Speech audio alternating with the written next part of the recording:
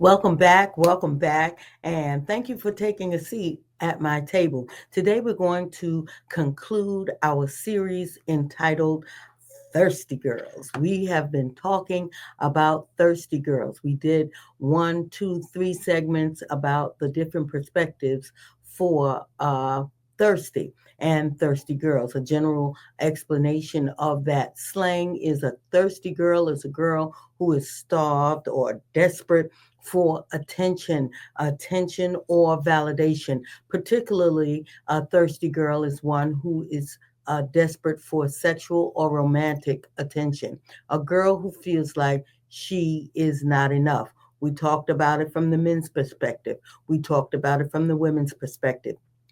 And then we talked about it from the kids' perspective. Today, we're going to talk about it from the most important perspective that matters, and that is the Jesus perspective. A thirsty girl is not the girl that wakes up in the morning quoting Psalm 139 and 14 that says, I will praise you because I am fearfully and wonderfully made. People who believe that they are fearfully and wonderfully made do not go to great lengths to change themselves.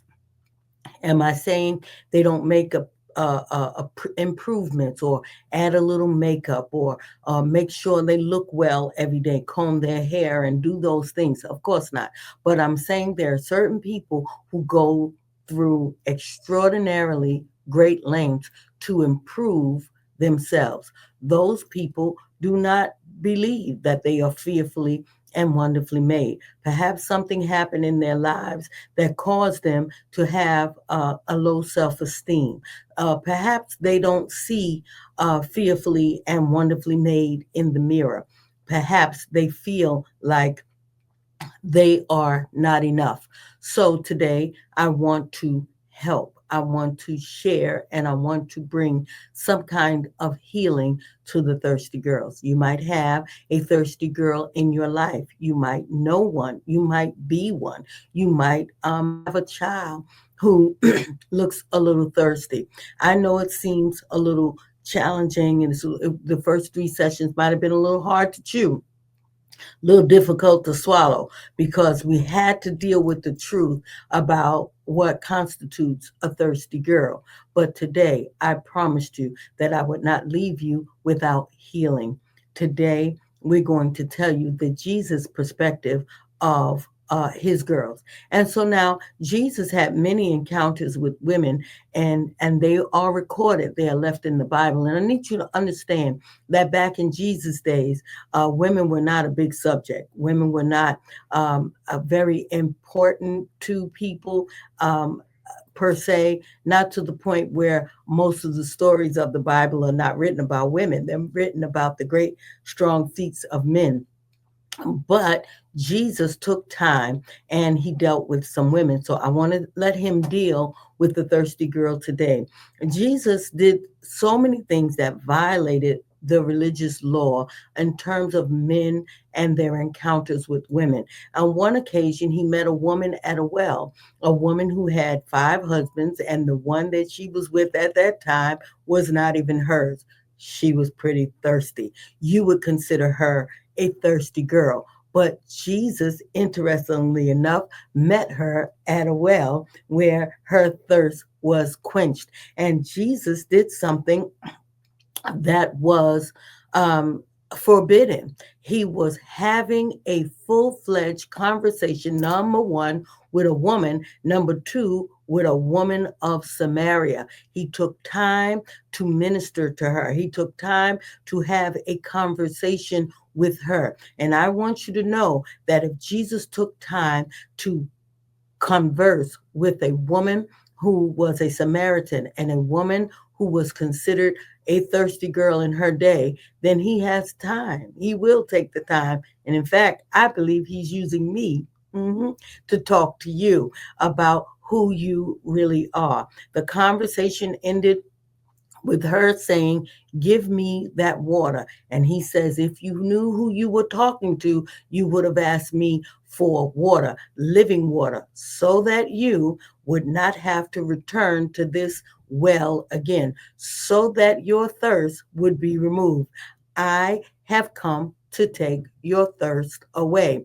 By the end of the conversation, she had gotten her water, she had dropped her water pot, and she became a witness for him. She knew who she was and she knew her real purpose in life. Regardless of what it took to get her to that place where she had 5 husbands and the one she had at that time was not hers, none of that mattered after one conversation with Jesus.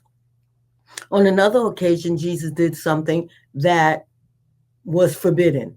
He touched a woman. A man touched a woman. A Jewish man touched a woman. They don't do that. That was against the law. However, it gets even worse. She was sick. She had an issue of blood for 12 years. But the Bible said that Jesus touched her. She touched him and he touched her back. And I want you to understand, he helped her to get up.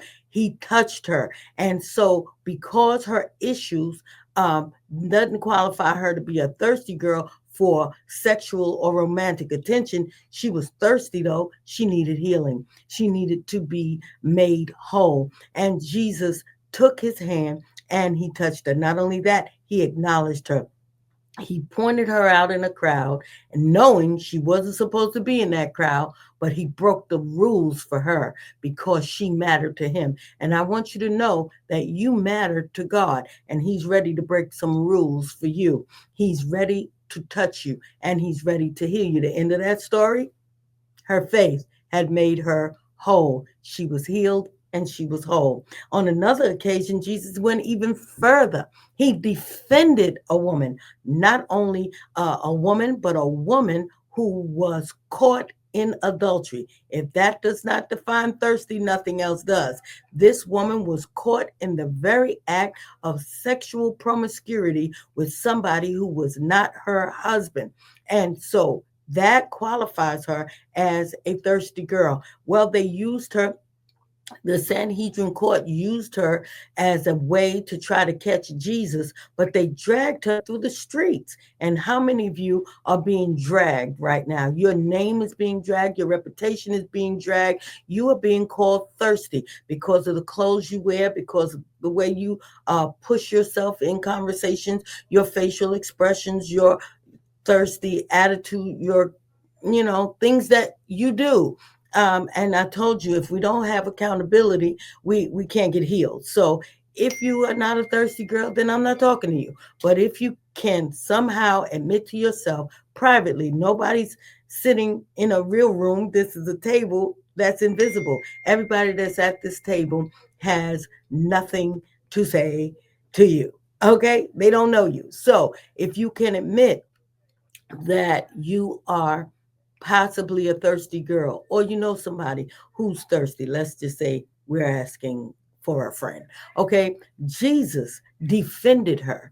He stood with her. She was on her knees, embarrassed, humiliated. This had to be horrific. It had to be embarrassed. And she must have been afraid because the law was that she should be stoned, not only her, but her lover. But they didn't bring the lover because they didn't intend to stone him or her. They just were trying to catch Jesus. But Jesus defended her and stayed with her after her accusers had gone away. Where are your accusers? Is what he asked her. She said, I have none. He ministered to her. He helped her and he gave her a word that would change her life forever. Go and sin no more. Let's admit you were guilty. You were caught. It's true. Okay. But here's the truth. You can go from here. Yeah. You can grow from here. Yeah. You can be better from here and you can sin no more. That means that the stigma that is associated with you today does not have to be associated with you tomorrow. You can get it together, girl. You can move from thirsty to made whole. You can move from needy to satisfied. You can move from that girl in the room who feels like she cannot go outside without makeup, who feels like she got to go to Columbia or somewhere and get her body done, who feels like she has to do more and more to herself, who feels like she has to wear small clothes to show her shape, who feels like she has to squeeze herself into things to to make herself look sexy. I want to talk to you. Jesus wants to talk to you. He wants to tell you that if this was you today, by tomorrow, this does not have to be you anymore. Go and sin no more. Go and be the girl that God intended for you to be. Just like the woman at the well, go and do my business. Go and serve me. Be my witness. What a good look that is. You're not thirsty for men or sexual attraction or romance anymore, but you are thirsty for the souls of men because you're on Jesus' team now. How about that other girl with the issue of blood? You are no longer a victim. You are no longer sick. You are no longer untouchable. You have access to life now. You can live. That's enough. That is enough. That makes you enough. New clothes, fancy clothes, special clothes, designer clothes. You don't need any of that. Hey, because you were about to die. You were losing your life. And here Jesus came along and gave you life. Listen, I hope you have been enjoying these segments. Listen, if you're married, if you're thinking about getting married, I have a resource for you. When in doubt, go biblical. I've written an ebook called Biblical Marriage, and I want you to have it. The link is in the description. I want you to have this resource. It's called Biblical Marriage, and I promise you it will bless your life. You can be her. Finally, there was one more girl that Jesus did something for. He raised her from the dead. Talitha Kumai. This girl was already dead. The other girls were going through their issues that we mentioned. One was emotionally and socially dead, so she just kept trying different men, and this became her lifestyle. Another one was physically dying. Her blood was leaving her body. Another one was socially dead. That means that her reputation was gone. She was caught. She was embarrassed. She was humiliated. But this girl was physically dead. Nothing was alive. And there may be somebody that's watching this series today who feels like everything about me is dead.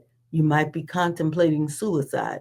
You might feel like you're better off dead than you are alive. You might feel like people are better off without you than you being around. I've been there. I know what that feels like when you feel like you are the problem. And every time you turn around, it is you that is causing the problem. Maybe if I were gone, I would not be the problem. I want to talk to you.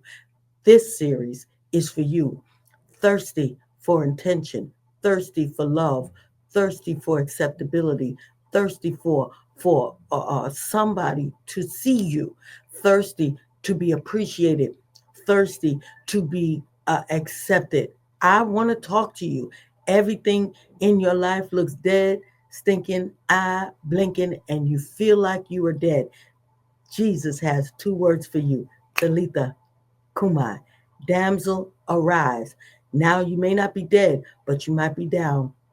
You might be feeling, this whole series might have made you feel down and in the dirt. You might feel like, hey, I don't know how I became the way I am and why I'm so thirsty for attention and why I need, but besides the fact that I want love in my life, I want to love and I want to be loved because it's so good loving somebody and somebody loves you back. I get it. And if that's why, or whatever the reasons are, we can delve into your life and go all the way back to your childhood and find out how you got to where you are. But it doesn't matter when you're dead and somebody comes along and says, damsel, arise. That's what Jesus is saying to you today, my sister. Damsel, arise.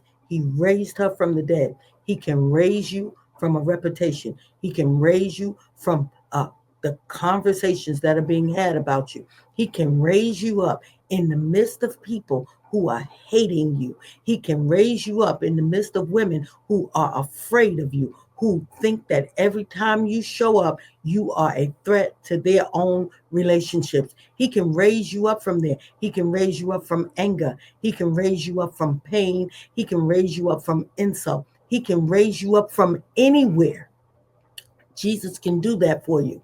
Talitha, Kumai, thirsty girl, Kumai, arise. Arise from that place and assume the position of the scripture, Psalm 139 and 14. Behold, hey, I will praise you. First of all, I will give you glory. I will thank you because my nose might be spread across my face, but I can smell. My lips might be big and across my mouth, but I can taste. I can kiss. I can love. I can speak. I may be 300, 400 pounds, whatever, but it's a whole lot of me to love. I may have a sickness in my body, but you are my Jehovah Rapha. You are my healer. I may not have a lot of money or finances or revenue, but you are the God, yeah, that can raise me up. And I say yes to your will. I say, raise me up, Jesus, like you did the little girl who was dead. Now check it. Everybody outside of her house was crying and lamenting and feeling sorry for the poor dead girl. They went from crying and carrying on, professional mourners, to laughing when Jesus said, she's not dead, she's asleep. I'm going to raise her up. They laughed. It was funny. It was a joke. People have gone from feeling sorry for you to laughing at you, and they're still laughing. They outside your door right now laughing. But guess what's going to stop the laughter? When Jesus raises you up, she did not have to say a word. All she had to do was walk out that door and say, look at me, I'm alive. She didn't even have to say it. Her presence said, I'm not the girl I used to be. I used to be dead, but look at me, I'm alive. All she had to do was show up. And when she showed up brand new. Before she went out that door, Jesus told her parents, Jesus told the disciples that were with him, give us something to eat. Give us some sustenance. Huh? I'm telling you, he will raise you up and then he will build you up. He will sustain you and he will make you the woman that you were intended to be from the beginning. Talitha, Kumai, thirsty girl, arise. There's healing for you. God bless you. And I trust that you were blessed by this series. See you next time. A seat at my table. Bye bye.